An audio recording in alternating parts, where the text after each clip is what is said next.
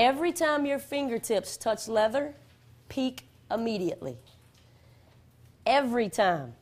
Every time. You can underline that word, every time your fingertips touch leather. In other words, every time, the moment you touch this basketball, peek immediately. And you should underline that word immediately. Not half a second later, not a second later, immediately. This is one of those habits that if you can turn this into a habit, you will be amazed at how much this helps your game. The first thing this will do, just like I said last night, is it will instantly improve your court vision. Let's go back to that outlet pass. We were talking about momentum dribbles a while ago and how most players have the habit of catching an outlet pass, putting their head down, taking that momentum dribble.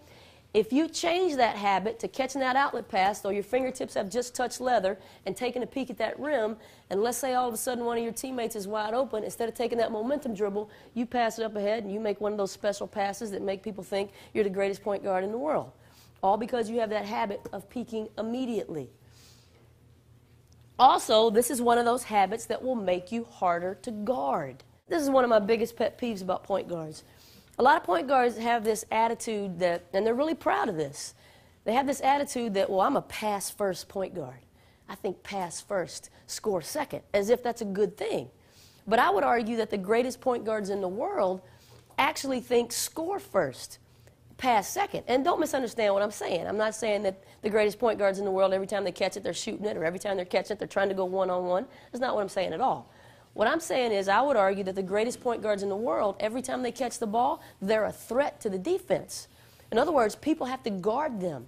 When people have to guard you, when you're a threat to the defense, it makes it easier to create for other people. A lot of point guards have the habit of, they catch a pass, let's say they're running their offense, they catch a pass, first thing they do is they put the ball over their head, they got their knees straight, and they're looking for somebody to throw to. When you're in this position, the defense doesn't have to worry about you very much. And it becomes harder for you to beat your man or to engage a second defender or to hunt the paint.